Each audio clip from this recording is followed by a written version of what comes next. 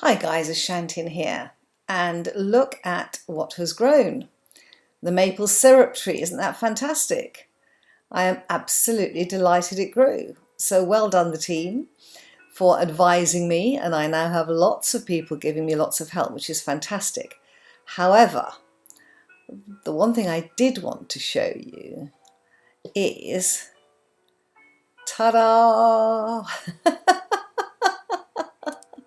We have to get further away. This tree, I've been trying to grow large trees around here because it's in a large area. Isn't that absolutely beautiful? I just put the sapling down and left it, and I have a feeling that sometimes with the trees, if you just leave them alone, you get a much better result than if you actually try to, um, bone meal them or compost them or anything else. So this is looking absolutely fantastic. So we now have the beautiful citrine trees, which are these citrine autumn leaves. We have goldenrod, and look at this. I've started growing the vermilion. Isn't that gorgeous? Ah, vermilion. It's lovely, and they all have the same wood as far as I can see. I can't see any difference, and that from my point of view is great, because where I've grown small trees and taken them down, it's given me a stack of this really beautiful wood, and I think it's all looking very nice. More of the white flowers have been added, the Eleanor flowers, and at the back here in this sort of open space, I've just been planting gardens, and they just gradually increase over time. It's fantastic. You just put one down and another one grows. So over here, plans are afoot for this one. I put that pig in there. I was fed up with him wandering around. So I'm thinking of extending this area. And the other thing, guys, is that the vines are becoming overpowering.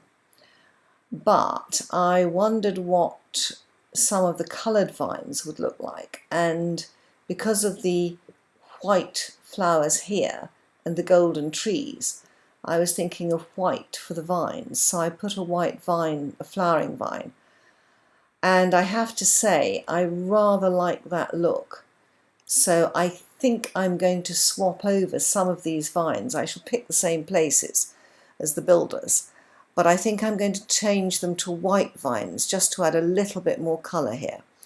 And also, frankly, if a vine becomes intrusive, it's actually easier to see. One thing I hadn't realised with this build is that these four trees here and here, which must have string on top, are actually, they're spruce leaves, but they're round. Oh, the bottom is black bamboo. I'm with it. They're very, very nice. It's a very nice ornamental tree they've built, and I think they've just put black bamboo at the bottom and then the three spruce leaves. It comes out very well. I like it. Good. And over here, oh my goodness, I have a vision in mind. I don't see. Can you see this problem with the vines? Of course, when you come to walk through them, they actually slightly slow you down. I have a build going on, and it's not exactly it's not exactly going well, guys.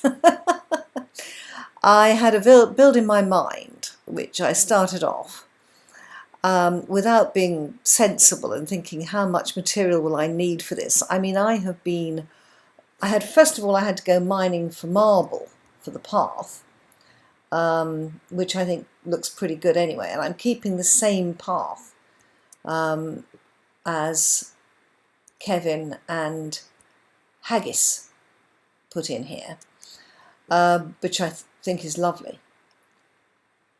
And over here I've put some gates, so I had to go mining for marble. Then I had to go mining for earth. And I've actually come to the view, guys, that I just didn't have enough stone to even begin to build what I'm trying to build here. So I have decided that I'm going to have to make a run for it. It's a 2-day trip. I need to take a bed with me and go back to the other base, to my cherry tree base, where I do have a lot of what I want. I'm also slightly considering how to get between the bases. The last time I built an overland train, which I have to say I absolutely love, I managed to spend 3 days doing it, which is not 3 Minecraft days either. I have replaced the saplings in here because I think they're part of the build, and I have enough saplings to put them back. And guys, I wanted to tell you that I have missed a huge trick because I went back to my base and got the ingredients for an ender chest. And what I hadn't realised is you can put these big backpacks in an ender chest. And it occurred to me that wherever I go, I mean, you can obviously take them with you, but there are certain things I should have brought with me. And I remember I was just exploring. I never thought I was starting a base. And I had to go back for anything that would produce string. Also bamboos. I've got an orange tree here, which I didn't have, and some jungle saplings, which I'm going to make. I've put the wading boots in. I don't know when I'll need them, but I put them in. Sort of dark oak, willow, oak, you know, just getting almost sugar canes, feathers, kapok, almost just putting stuff you need all the time into the build. I don't know where, I've picked the amber up underground. Every time I'm mining underground, I pick up amber. But it seemed to me that putting these large backpacks in ender chests, when you have so much stuff you want to carry around, is just fantastic. So guys, on that note, oh, and up here, the thing I'm working on at the moment is I'm carrying 32 levels, and it occurred to me when I was high in the air on this build I'm trying to make that 32 levels to lose in a fall from height is not very sensible. So I am at the moment working on more bookcases to get this up to 30, and I will have a look at whether I've got enough ingredients to be able to upgrade it.